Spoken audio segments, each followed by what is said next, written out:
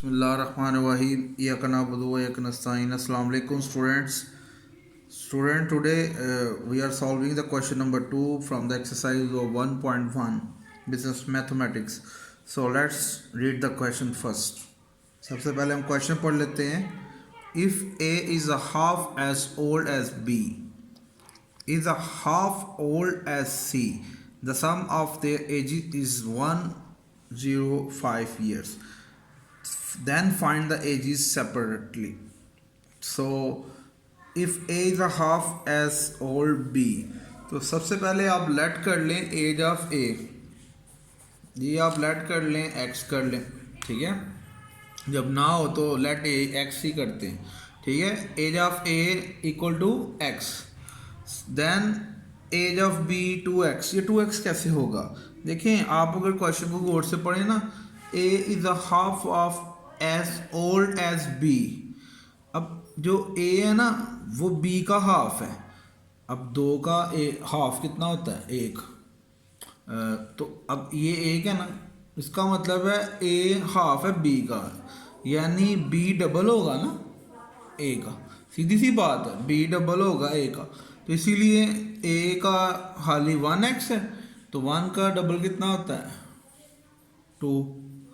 तो ये 2 हो गया. इसी तरह आगे लिखा हुआ है B is a half old age C.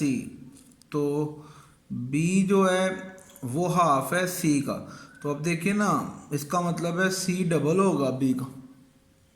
B half है ना, तो C डबल होगा. जो C है वो डबल किसका होगा? B का. तो इसीलिए आपने अब जो B है इसका डबल कर लेना है, तो 4x आ जाएगा. आगे लिखा हुआ है the sum of their ages is 105 years.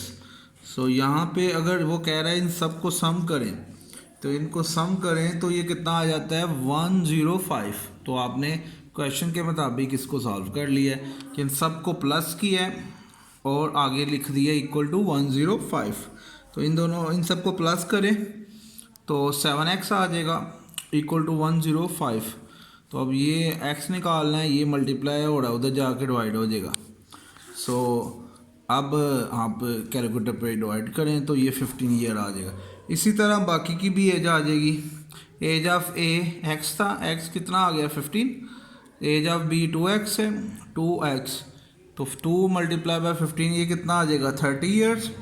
And C का अगर हम देखें तो 4x था, तो 4 मल्टीप्लाई बाय ये 16 ईयर आ जाएगा. तो ये इसी तरह आपके सारे आंसर आपने कैलकुलेट कर लिए हैं. ये 15 ईयर आ गया, ये 6. तो ये है student question number 2. Hope you understand. If you have any problem you can ask. Thank you.